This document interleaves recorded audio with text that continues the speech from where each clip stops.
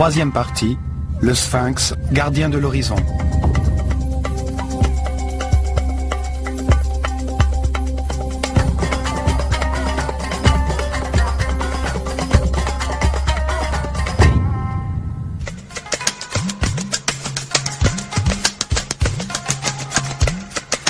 Nous allons poursuivre notre histoire de l'école de mystère de l'œil d'Horus, une caste sacerdotale fermée qui a incarné le véritable pouvoir en Égypte.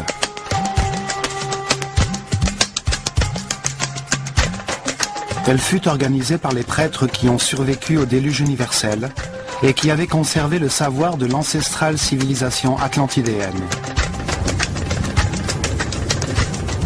Des êtres très évolués qui ont vu dans ce cataclysme une chance de bâtir une nouvelle civilisation vouée à l'élévation spirituelle.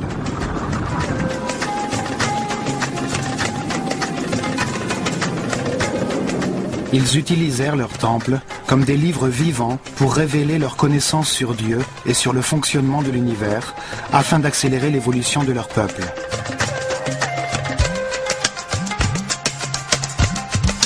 Ils concentrèrent dans ces temples tout leur savoir et toute leur richesse et en firent les vecteurs du développement de la civilisation égyptienne. Ils enseignèrent que l'Esprit éternel se réincarne plusieurs fois en homme sur la terre pour suivre un processus d'amélioration conçu par Dieu.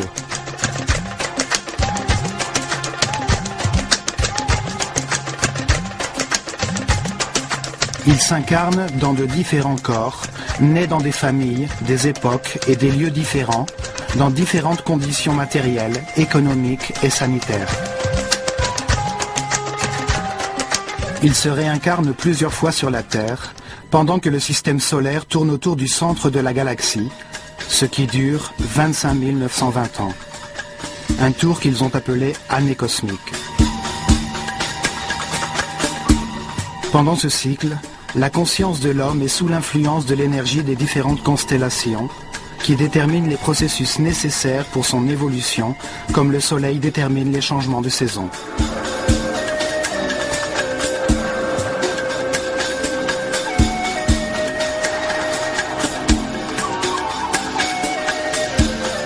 Les Égyptiens croyaient que les étoiles déterminaient le destin d'un homme au moment de sa naissance, comme elles déterminent plus largement de l'humanité entière.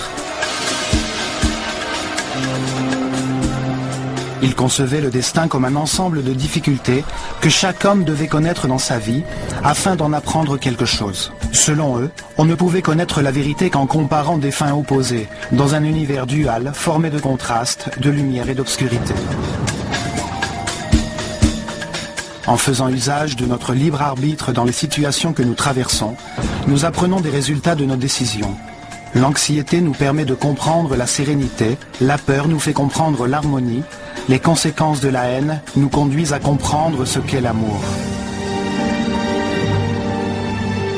Ainsi, vie après vie, un processus d'élévation spirituelle se produit. À chaque nouvelle vie, l'homme renaît plus sage, plus respectueux et tolérant, jusqu'à ce qu'il devienne, à la fin de ce cycle, un surhomme immortel.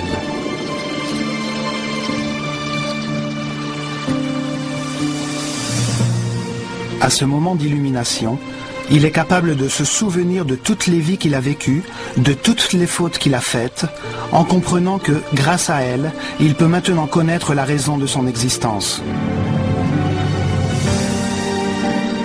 Dans la paix et l'harmonie, à un très haut niveau d'énergie vitale, rayonnant d'amour en permanence, il peut accéder à des pouvoirs supérieurs, à une plus haute échelle de réalité pour atteindre un nouveau cycle d'évolution. Le processus d'évolution l'a tiré de son animalité originelle, en le transformant en un grand savant, en un être immortel et respectable, qui ne connaît plus aucune limite.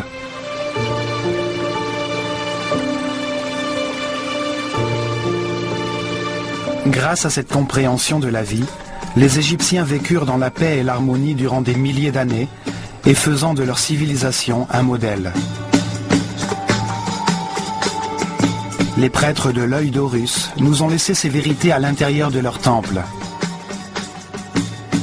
C'est pour cela que nous allons les visiter un par un dans cette série de documentaires.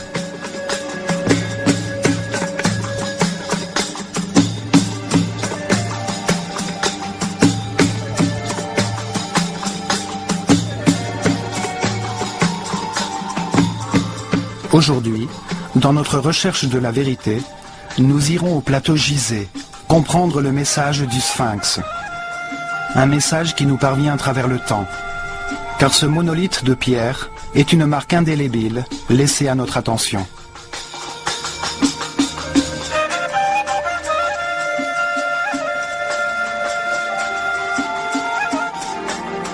Le Sphinx révèle des mouvements astronomiques observés pendant des milliers d'années par les Atlantidéens au cours du cycle astronomique précédant l'ère égyptienne. De nos jours, nous croyons que l'Atlantide n'était qu'un mythe.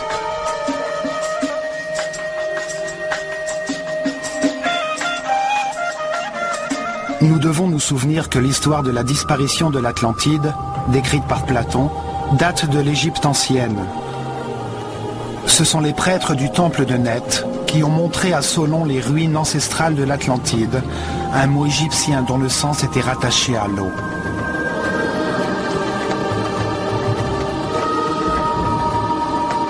Le terme Atlu veut dire eau, ou plus précisément, la limite de la terre qui touche l'eau. Anti évoque la division d'un terrain. Le mot composé Atlanta se réfère donc à terrain séparé par de l'eau. Dans l'histoire racontée par Platon, la capitale de l'Atlantide, Poséinodis, était une belle ville construite en canaux concentriques qui partageaient des bandes de terre.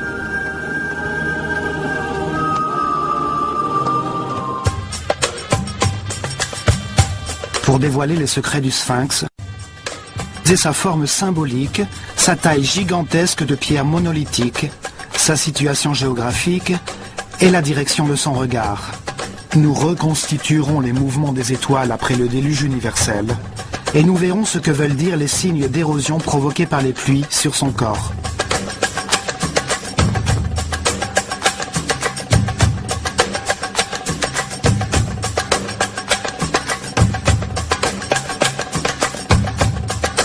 Les prêtres qui avaient survécu au cataclysme qui anéantit l'Atlantide ont sculpté une forme symbolique monumentale en fonction de certains calculs astronomiques pour en faire une horloge qui marque les cycles importants du système solaire dans la galaxie.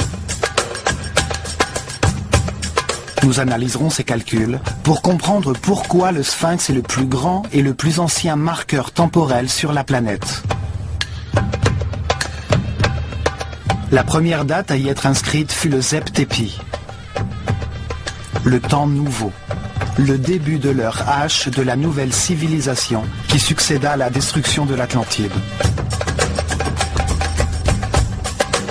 Le Zep Tepi est le premier pas sur le chemin de la perfection spirituelle pour toute l'humanité.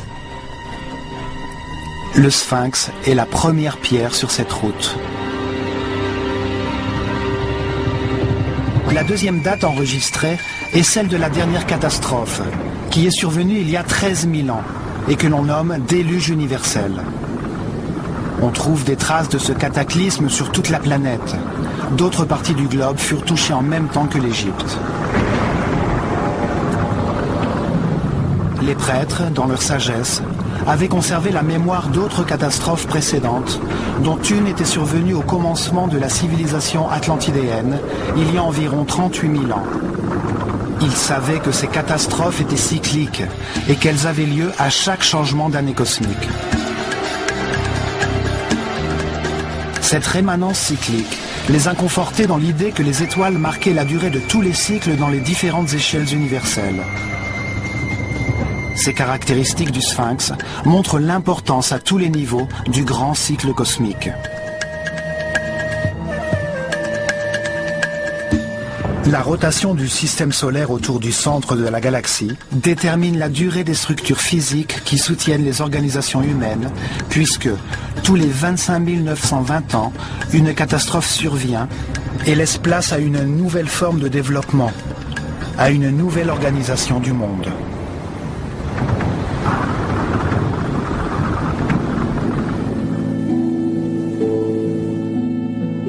Les structures qui organisent la vie et le développement de l'homme sont périodiquement détruites.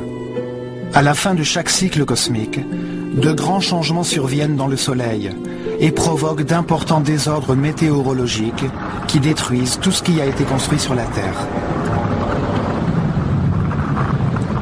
Les prêtres de l'œil d'Horus nous ont appris que cela faisait partie d'un processus conçu par Dieu pour permettre le développement de nouvelles civilisations sur la Terre, pour permettre l'expression de nouvelles manières de voir l'univers.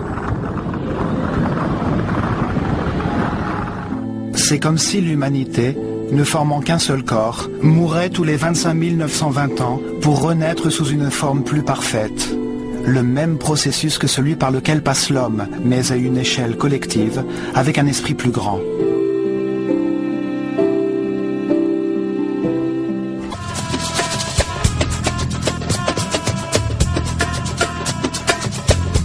Dans la sphère céleste, au-dessus du pôle Nord, se trouvent 6 constellations. Elles sont appelées constellations polaires.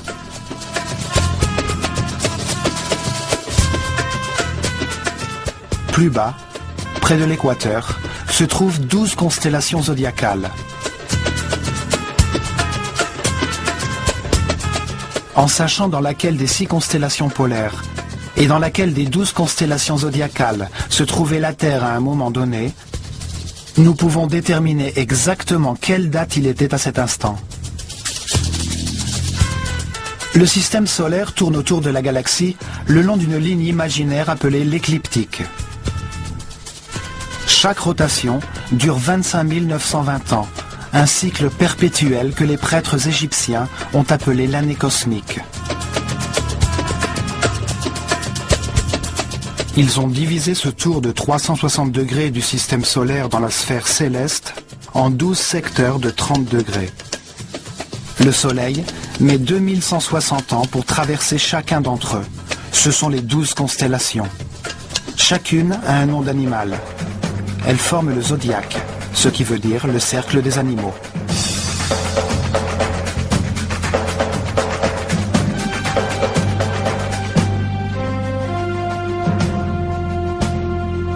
Tout au long de cette rotation, la planète reçoit les différentes énergies des 12 constellations ou signes du zodiaque.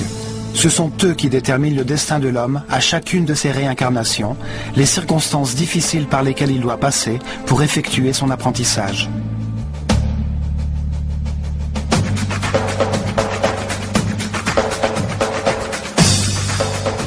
En partant du point où se trouve actuellement le système solaire, au degré 0 de l'écliptique, à la fin de l'ère du Poisson et à l'approche de la nouvelle ère du Verseau, nous reculons de 180 degrés. C'est là où le système solaire se trouvait il y a 12 960 ans, à 180 degrés de l'autre côté de l'écliptique, dans la constellation du Lion. Les scientifiques d'aujourd'hui nous disent que cette époque correspond environ à la fin du Pléistocène, quand les glaces ont fondu et que le déluge universel est survenu.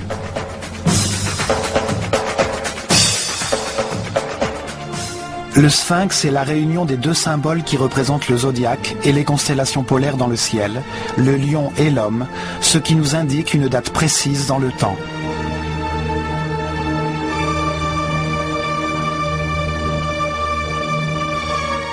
Cet animal hybride représente les 2 zones célestes dans lesquelles ces étoiles se trouvent. Le corps du lion représente la constellation du lion. L'homme est le symbole de la constellation polaire, que nous appelons aujourd'hui Hercule, et que les Égyptiens appelaient Toum, l'Adam de la mythologie astronomique. Le mouvement combiné de ces 2 niveaux célestes est appelé pari-passu.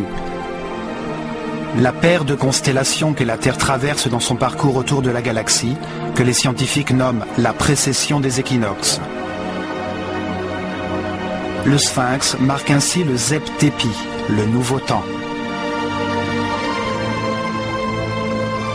L'étoile polaire est appelée ainsi car elle se situe au-dessus du pôle Nord, directement au-dessus de l'épine dorsale de la planète, de son axe de rotation. C'est une étoile fondamentale, qui a le pouvoir de diriger le ciel, car vue depuis la Terre, la sphère céleste tourne autour d'elle.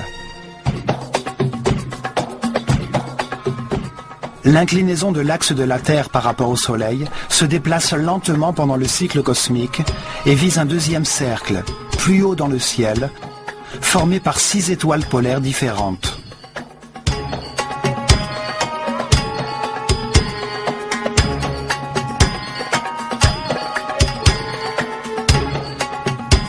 Les Égyptiens ayant hérité de cette connaissance des étoiles, ils savaient qu'en divisant ce deuxième cercle en segments de 60 degrés, ils constateraient que l'axe de la Terre pointe en direction d'une étoile polaire différente tous les 4320 ans.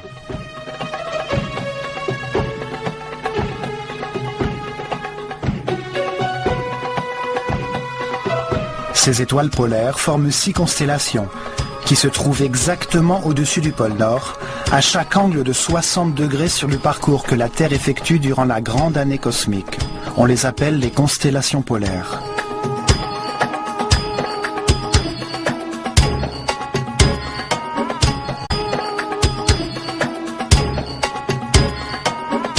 Dans la constellation de la Petite Ourse se trouve l'étoile Polaris, qui est notre étoile polaire actuelle.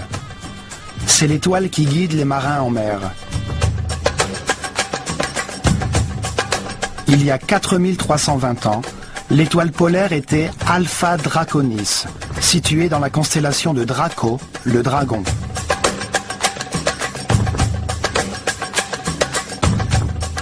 Il y a 8640 ans, le pouvoir céleste résidait dans l'étoile polaire de la constellation d'Hercule ou de l'Homme.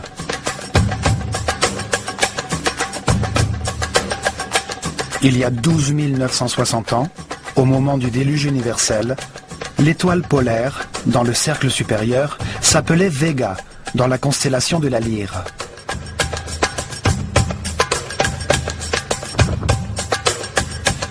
Encore 60 degrés en arrière, il y a 17 280 ans, l'étoile de Deneb, dans la constellation du Cygne, brillait dans le pôle Nord. Il y a 21 600 ans, Alphyrque, dans la constellation de Céphée, se trouvait au-dessus du pôle.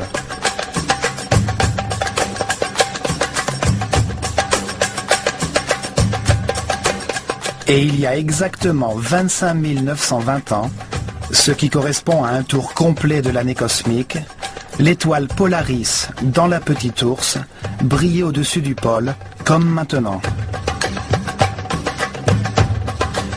Ces deux groupes de constellations, les 6 du cercle polaire supérieur et les 12 du cercle zodiacal inférieur, influencent l'homme en permanence. Ces deux cercles tournent autour d'un axe polaire virtuel au centre de la galaxie, l'axe de la couronne.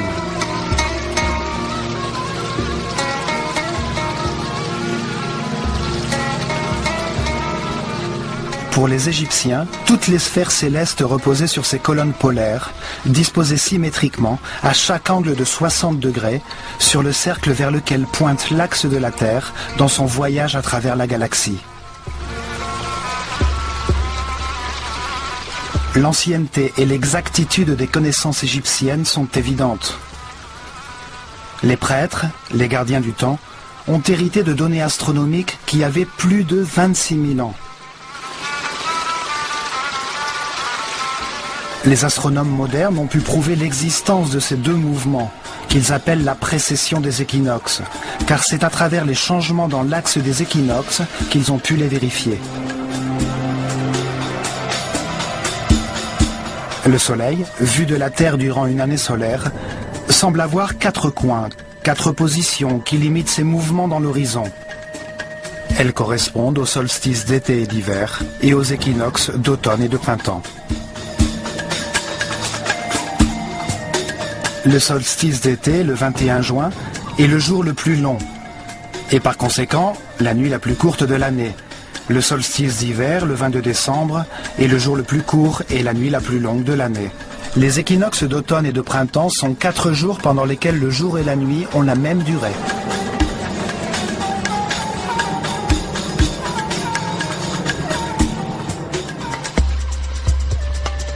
À Gizeh, le soleil fait face au sphinx au moment des équinoxes et il se lève à 28 degrés de longitude nord-est au solstice d'hiver et à 28 degrés de longitude sud-est au solstice d'été.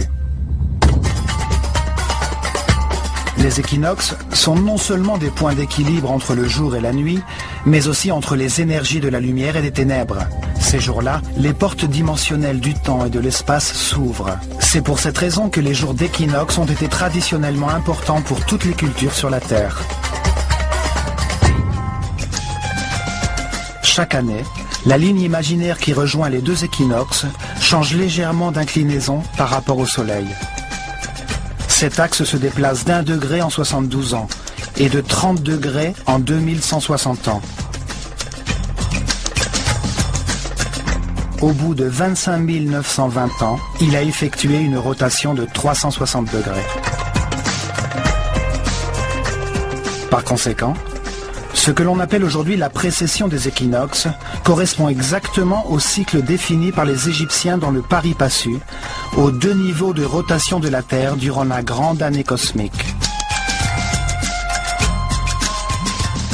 En reliant le signe du lion avec celui de l'homme dans la constellation d'Hercule, le Sphinx marque le moment qui a immédiatement suivi le déluge universel, un désastre qui arrive périodiquement à la fin de chaque grand cycle cosmique, tous les 25 920 ans.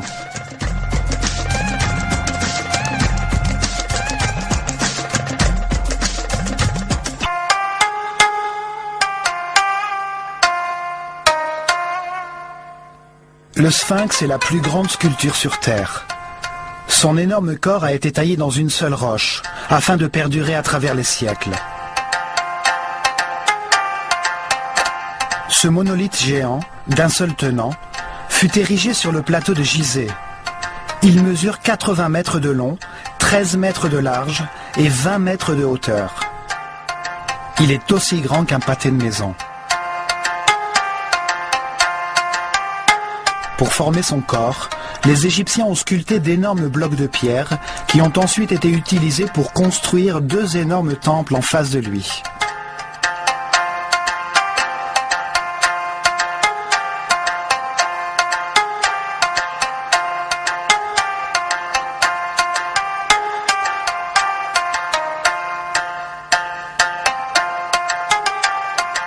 Énigmatique et imposant, c'est le plus beau monument qui nous reste du passé.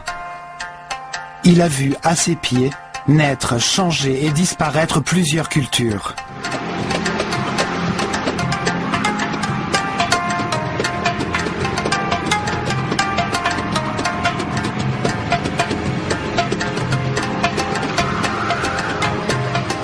Sa localisation géographique sur le plateau Gizeh, aussi appelé Rosto dans l'ancestral Livre des Morts, est très particulière.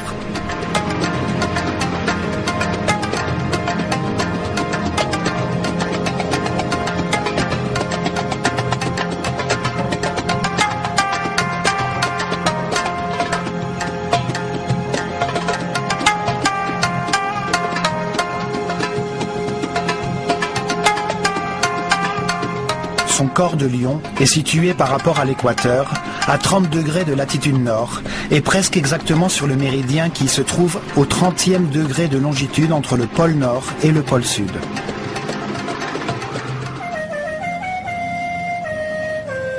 « 30 degrés de latitude, 30 degrés de longitude, sur l'un des points diamagnétiques de la planète. De nos jours, nous savons que le réseau électromagnétique de la planète se structure tout autour de la Terre, entre les 30e parallèles de latitude nord et sud, et à des distances harmonieuses, égales et régulières.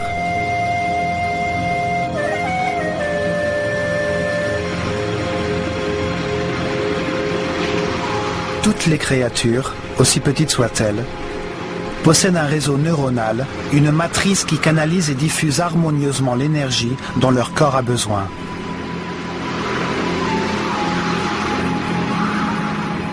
La Terre est enveloppée par ce réseau géométriquement parfait de lignes équidistantes, composées de polyèdres, le long desquels circule l'énergie qui lui permet de vivre. On les appelle les lignes Li et les lignes Harman.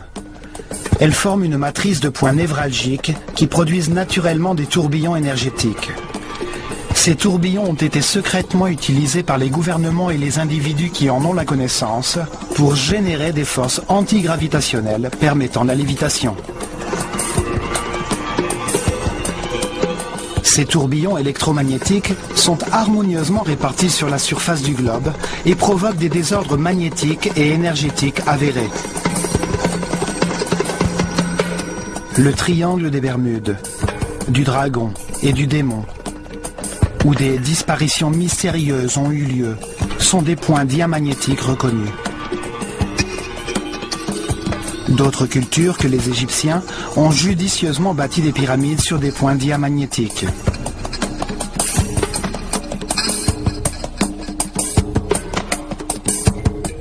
Des pays y ont stratégiquement placé des bases militaires. Avec une technologie adéquate, l'énergie de la planète peut être utilisée sur ces points afin de neutraliser l'effet de la gravité sur n'importe quel objet qui se trouve dans son champ d'action. Des expériences de changement dimensionnel, comme l'expérience de Philadelphie, dirigée par Nikola Tesla en 1943 aux États-Unis, ont aussi été réalisées sur ces points. À l'endroit de ces tourbillons, apparaissent également des portes dimensionnelles qui s'ouvrent et se ferment au crépuscule, les jours d'équinoxe. Pour les Égyptiens, le jour d'équinoxe correspondait à la porte de Maat, la déesse de l'équilibre et de justice. Ces jours-là avaient lieu sur le plateau Rosto des cérémonies particulières auxquelles participaient les disciples de l'école de mystère. Ils se servaient du tourbillon pour terminer la formation des prêtres qui avaient atteint, après des années, le 5e ou 6e niveau de conscience. Ils étaient alors transportés par une force externe jusqu'aux plus hautes dimensions. Les prêtres de l'œil d'Horus ont utilisé leur savoir ancestral pour construire, à un point critique du réseau électromagnétique de la planète, une grande pyramide qui leur permettait d'exploiter une source inépuisable d'énergie à des fins spirituelles. Ils recevaient dans leur corps les énergies condensées de la planète, grâce auxquelles ils pouvaient atteindre de très hauts niveaux de vibration qui provoquaient chez eux des états particuliers de conscience.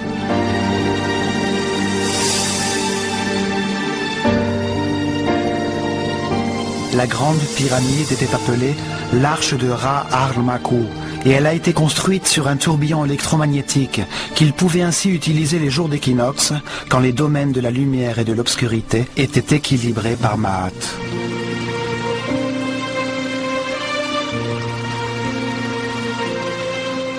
Ces jours-là naissaient les Néthers, les esprits exceptionnels, les Semsu-Or, disciples d'Horus, qui rayonnaient d'amour et guidaient leur peuple en élevant son niveau de conscience par leur exemple et par leur connaissance de la réalité de l'univers.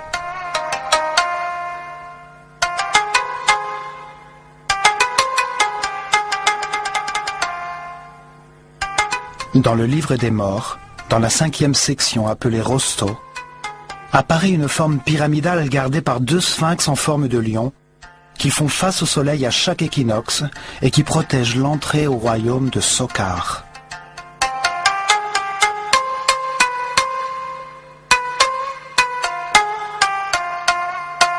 Les couloirs ascendants ressemblent au passage de la grande pyramide. C'est là où a eu lieu la transformation finale de l'Osiris que chaque être humain porte à l'intérieur de lui-même. C'est là où se produit l'illumination qui le transforme en Horus, le surhomme immortel. La forme du lion est, elle aussi, fortement liée à ce processus d'évolution. Le lion est l'animal le plus évolué, et pour les Égyptiens, il représente le moment final d'une conscience d'animal qui évolue vers l'état de surhomme.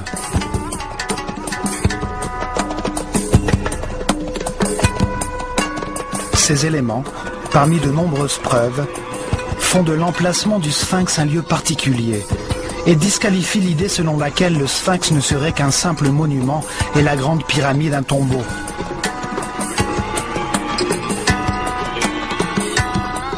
Deux raisons ont fait naître la conviction que le pharaon Képhren, qui a régné entre 2520 et 2494 avant Jésus-Christ, est celui qui a ordonné de le sculpter dans un même bloc de roche. La première raison est qu'on pense que son visage ressemble à celle d'une statue de diorite noire du pharaon Képhren qui a été retrouvée enterrée la tête à l'envers près du Sphinx dans le temple de la vallée. Cette statue le représente avec un faucon sur la nuque. Nous avons retouché l'image du Sphinx à l'aide d'outils numériques pour obtenir une approximation de son visage à l'état original.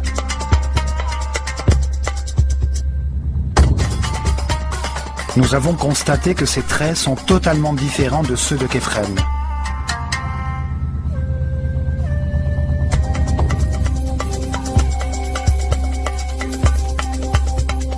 Il est reconnu que le Sphinx était appelé Abu-Ol et que pendant très longtemps, il a été peint en rouge, la couleur de l'Égypte.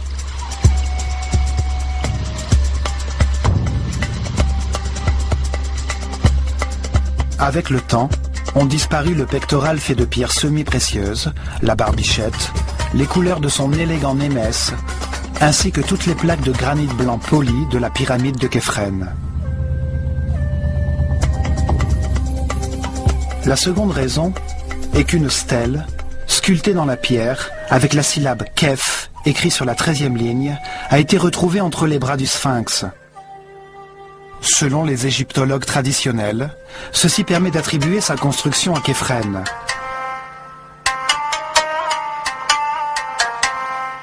La stèle a été réalisée sous le règne du pharaon Thoutmôsis IV, entre 1401 et 1391 avant Jésus-Christ, pour commémorer la restauration du Sphinx, grâce à laquelle on put retirer le sable qui le recouvrait jusqu'au cou. La stèle indique que le Sphinx est la personnification d'un grand pouvoir magique qui a existé à cet endroit depuis le début des temps, depuis le Zep-Tépi. Son texte dit que, quand il était très jeune, Thoutmôsis IV a vu le Sphinx en rêve, et que celui-ci, il était très jeune, Thoutmôsis IV a vu le Sphinx en rêve, et que celui-ci lui a promis qu'il deviendrait pharaon s'il le faisait désensabler.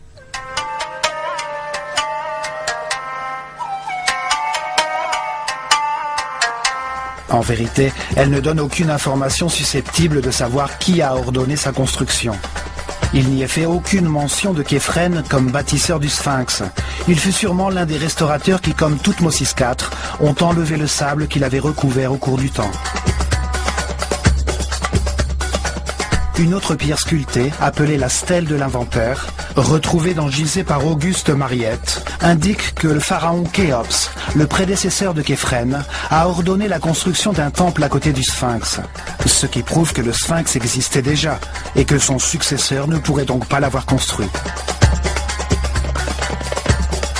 Pourtant, cette stèle n'a pas été reconnue par les égyptologues orthodoxes, qui considèrent qu'elle n'est pas d'époque, car le style dans lequel elle est écrite ne correspond pas à celui en usage sous le règne de Khéops.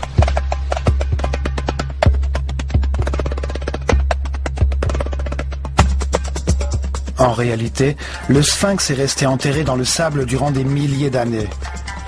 Plusieurs souverains bienveillants ont ordonné de le nettoyer. Il était alors désensablé pendant quelque temps, mais on le négligeait de nouveau.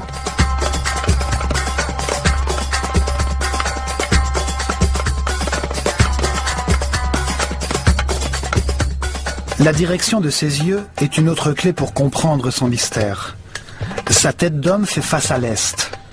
Il a ainsi contemplé le lever du soleil pendant des milliers d'années.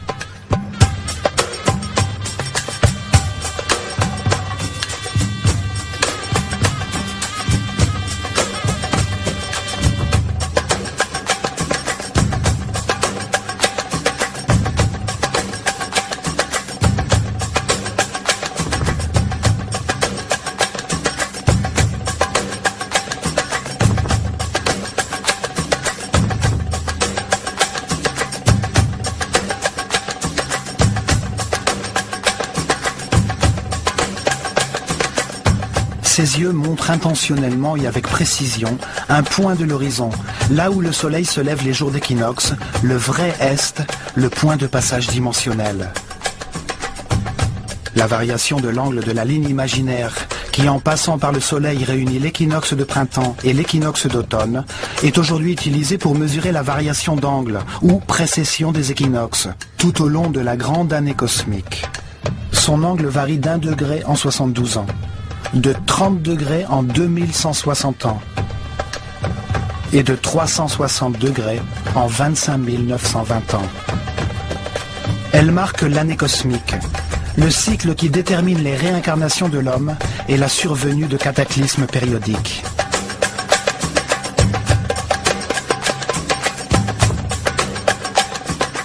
À partir de l'emplacement exact du Sphinx, des scientifiques américains ont reconstitué la sphère céleste en calculant avec un ordinateur la position de la Terre sur l'écliptique il y a 12 960 ans et le déplacement du système solaire.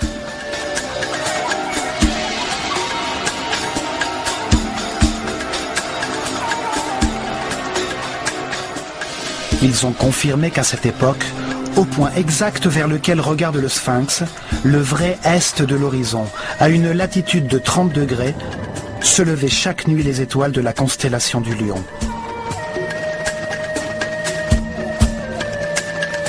Le Sphinx regardait, à l'horizon, les étoiles du signe zodiacal du Lion, la constellation que le système solaire traversait en ces temps-là.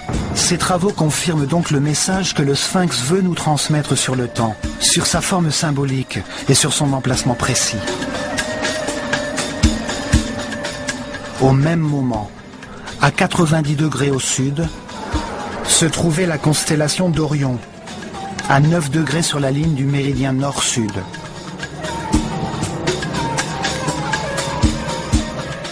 Et Sirius, l'étoile la plus importante pour les Égyptiens, car son apparition annonçait la crue du Nil, se trouvait exactement à 14 degrés à gauche du méridien.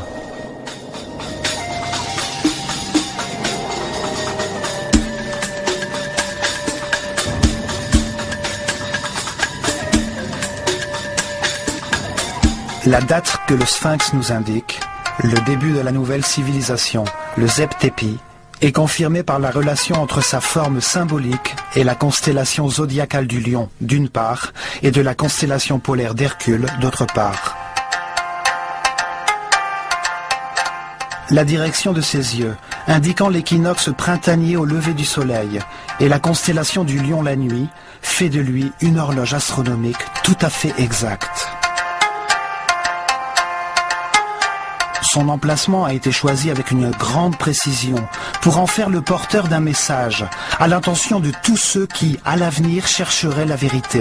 Il nous dit que le cycle le plus important pour l'homme est l'année cosmique et nous montre un emplacement du réseau électromagnétique de la planète.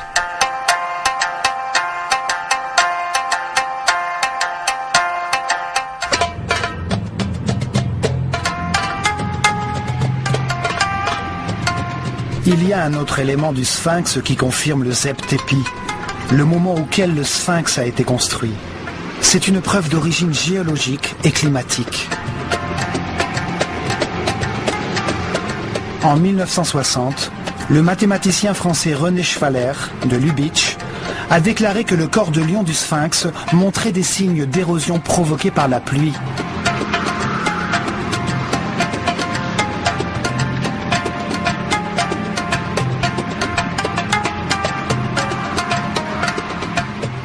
Cette révélation fut accueillie avec stupéfaction, car il est connu que le Sphinx a été enterré dans le sable jusqu'à son cou 90% du temps pendant les 4500 dernières années. Depuis l'an 2500 avant Jésus-Christ, la date où on a coutume d'admettre qu'il fut construit par le pharaon Képhren, seuls quelques souverains bienveillants se sont donné la peine de le restaurer en faisant enlever le sable qui le recouvrait.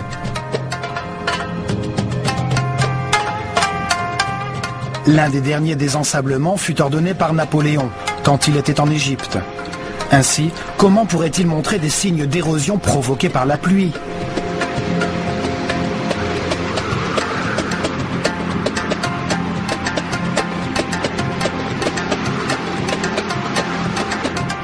En outre, il a été prouvé que le climat en Égypte a été le même pendant ces 4500 ans, aride, sec, avec des pluies rares. Les scientifiques nous disent que le changement climatique radical qui est survenu dans la région à la fin du Pléistocène l'a progressivement transformé en désert que nous voyons maintenant.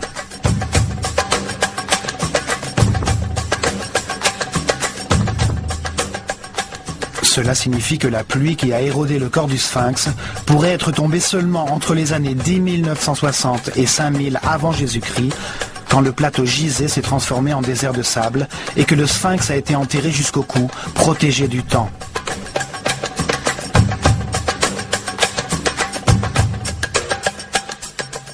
Une expédition de l'université de Boston a vérifié que les signes d'érosion ont été provoqués par la pluie et ont déterminé que ces profondes crevasses ont mis des milliers d'années à se former.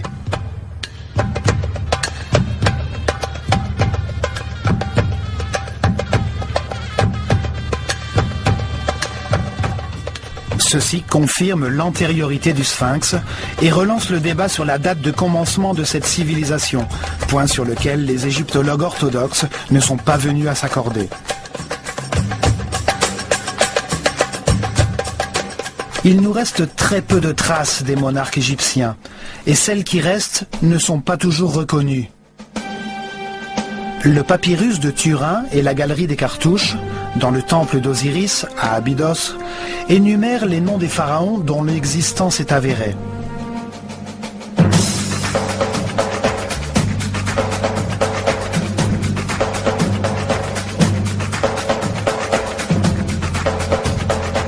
On attribue l'unification de l'Égypte vers l'an 3000 avant Jésus-Christ au légendaire roi Ménès, dont le nom apparaît sur la palette de Narmer. Selon l'histoire officielle, il aurait ainsi donné naissance à la première dynastie des pharaons. Mais ces inventaires, comme celui dressé par le prêtre Manetho en l'an 300 avant Jésus-Christ, dans son histoire de la civilisation égyptienne, remontent en réalité plus loin dans le temps, faisant référence à des souverains antérieurs qui ne sont pas aujourd'hui reconnus car ils sont considérés comme des mythes irréels. Ce sont les Shemsu-Hor, les disciples d'Horus, des ancêtres divins, des êtres éclairés qui ont gouverné l'Égypte pendant 13 900 ans. Puis vient le tour des Akus, ou hommes sages, d'autres monarques exceptionnels qui, d'après ces documents, ont dirigé l'Égypte pendant 11 000 ans, avant l'avènement des pharaons qui régnèrent durant 30 dynasties.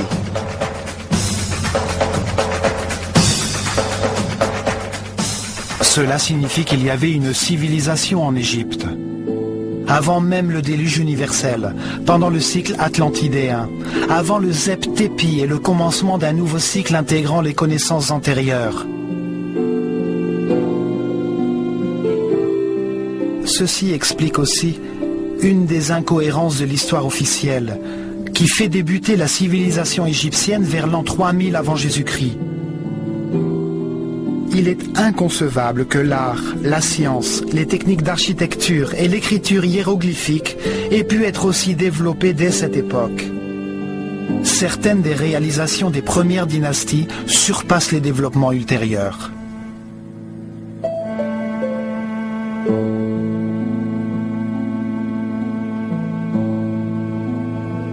Il est dur de comprendre comment le site de Saqqara, avec ses briques travaillées, ses décorations en céramique très raffinées, ses détails architecturaux harmonieux, ses colonnes et ses pyramides capables de résister durant des milliers d'années, a pu surgir soudainement du néant.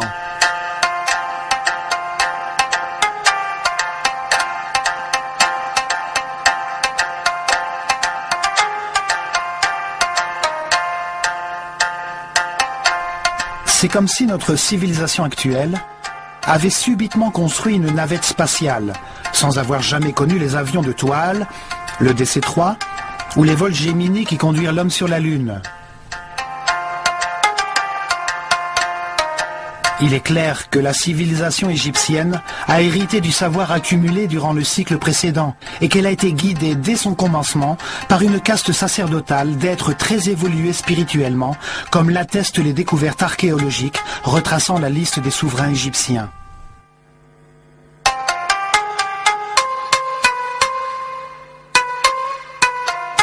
Ceci confirme également que le sphinx a été sculpté dans la pierre par les prêtres de l'école de mystère de l'œil d'Horus immédiatement après le déluge, durant la période prédynastique. Le sphinx est une sculpture gigantesque, construite en un seul bloc, pour résister à l'épreuve du temps. Sa forme symbolique a été minutieusement étudiée pour en faire un point de rencontre astronomique. Il se trouve précisément sur l'un des nœuds diamagnétiques de la planète, indiquant la présence de forces énergétiques planétaires là où la Grande Pyramide a été construite.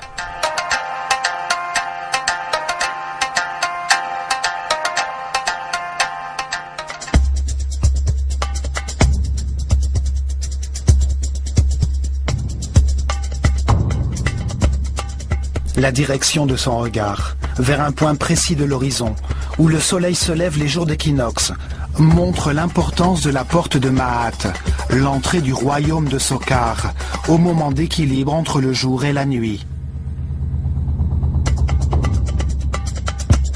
Dans cet univers de contraste, c'est seulement grâce à cet équilibre entre la lumière et l'obscurité, entre deux extrêmes, que l'unité peut être réalisée. Ce niveau de compréhension ne peut être atteint qu'en évaluant les résultats de décisions prises au cours de nombreuses réincarnations, pour trouver la voie du respect et de la tolérance, de la paix et de l'harmonie. Tous les temples de la civilisation égyptienne ont porté ce message. Le chemin du perfectionnement par la réincarnation pour atteindre l'illumination était le fondement de leur foi. Le sphinx montre également que la civilisation égyptienne remonte à très longtemps, au commencement du monde nouveau, le Zep-Tepi, il y a 12 900 ans, quand les étoiles de la constellation de Lion brillaient en face de lui.